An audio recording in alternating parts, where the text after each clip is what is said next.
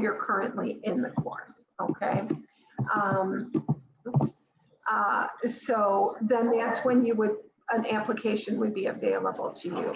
You should be able to see that in your student portal, that you would be available to, or you would be able to go ahead and complete an application. So where would you find that? It would be in your student portal at myccc.edu. It would be under the selective enrollment program applications. And what does selective enrollment mean? It just means that a lot of people, like for nursing, respiratory radiography, it means that there's a number of people that want to get into this program. However, because they're accredited by specialized bodies, they only allow us to take so many students per year, okay, in order to maintain the standard that the accreditor has set up for us. So what does that mean for you? So as an incoming student into one of the respiratory cohorts, it would mean just basically that, you know, you are going to be competing against probably, it depends in any given year. And I will be honest with you, for this year, because of COVID and all the exposure that we've had because of the pandemic, a lot of people have applied. So our accreditor is allowing us to give 30 seats to students, okay? So it may mean that you're, for every interview that we have, or every seat that we have, 3 or 4 people are interviewing for that. So far this year, I think I have about 95 students that are going to interview for this program. And I think Caroline can tell you, but I think we've had about 120 plus who have applied to the program. We usually interview in the spring. And so say, like, for instance, this year's incoming group, we're interviewing in April, and that group of 30 that will begin this fall, which would be like August the 30th, I believe. And then, so say that you're accepted, you get into the program. What is it going to look like for you as a student? It is a 5-year semester program. So I'm going with the example of this fall. Okay, so for instance, students who start this fall of 2021 would go 5 semesters continuously. So that would mean going through the summer. And then they would graduate in May of 2023.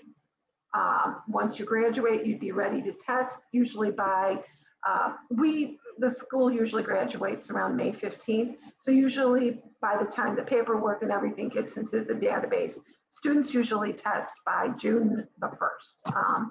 And they can be well on their way to getting their license, usually by the middle of June. What is first semester? First semester looks very intense.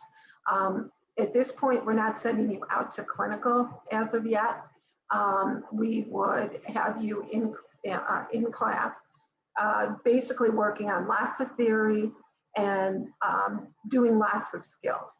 Because realize, before we can send you to a hospital, we have to teach you something, right? Because when you're going to go there, they want you to be able to do certain skills and things once you're there as, you know, as a student clinical intern. So first semester dedicated to theory, classroom, and lab work. Then once you move on to semesters 2 through 5, and that would be in the spring, all the way through till the end of the program. You can expect to go to clinical 2 to 3 days per week, and those are going to be in either 8 or 12-hour shifts. So if you go 2 days a week, you're most likely going to have to do 12-hour shifts. If you go 3 days a week, you're going to have to go 3 times a week for 8 hours to equal, obviously, 24 hours per week.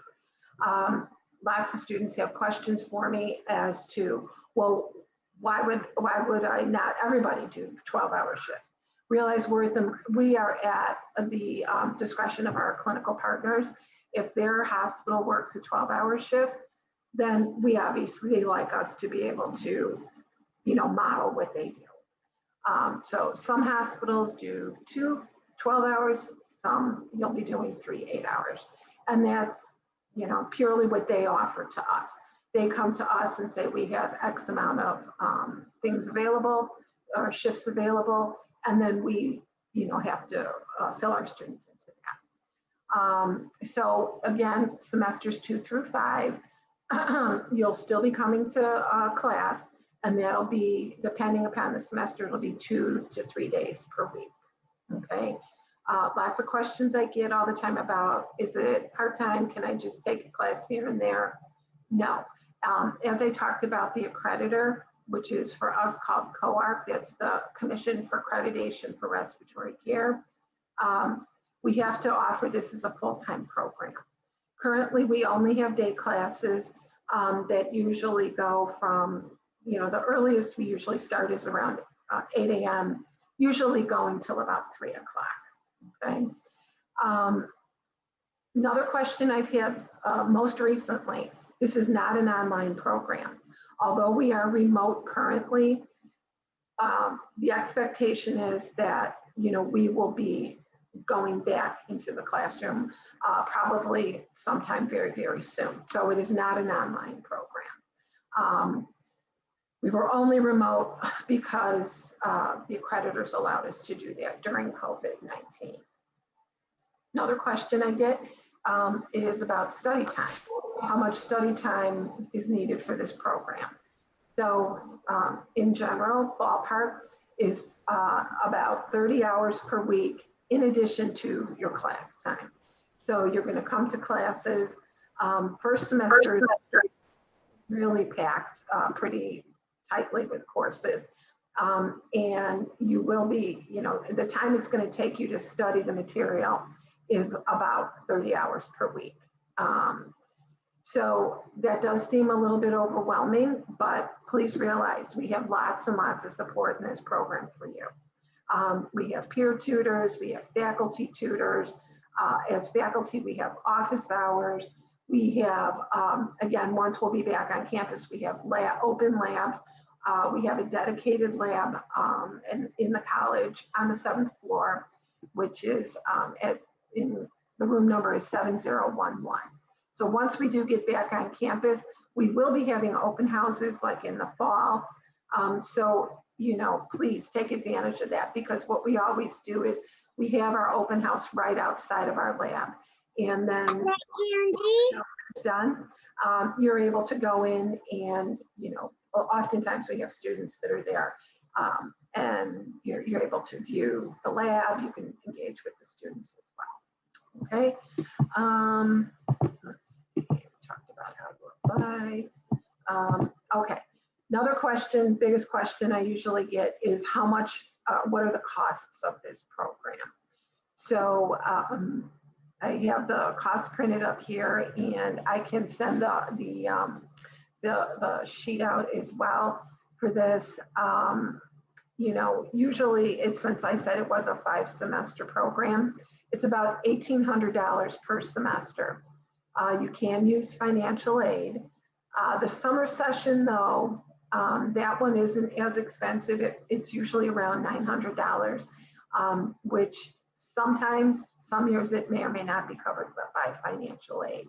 We do have scholarships available, as well as I'm working on some clinical pathways for reimbursement for students with Lurie Children's Hospital. So I would anticipate, I think they're going to do like 5 students per year once you're in the program. So, that could help as well. The program is approved for WIOA reimbursement as well, if you're familiar with that. Books, about $900 for books for the entire program. Uniforms, it depends, some people like to spend a little bit more or a lot more on uniforms. Some people just are like, I'll take whatever I need. So for basic scrubs, we suggest 2 sets of scrubs, 2 lab coats, that'll be about $100. You will need some equipment to carry with you to your clinical sites as well as to on campus. That's listed there. There are some costs associated with a background check. And once, like I mentioned, you do go out to clinical. So before the clinical partners have you come in the door, they want to see that you have had a background check, you have a drug screen, and then there are various infection types of related eligibilities that you have to do. So that again would be through physical, blood work, and stuff like that. We also have a clinical tracking device that we use instead of carrying around papers back and forth from clinical. Most places, especially now during COVID, have mandated that we only have an electronic type of app. It's basically an app that you can keep on your phone. And then there's some other things that are optional if you want to do before the end of the program. That would be like advanced cardiac life support, PALS, things such as that. That would be offered at the end of the program. And then again, once you graduate, you do have to take 2 tests in order to get your credentials as well as a license. So those are listed at the bottom right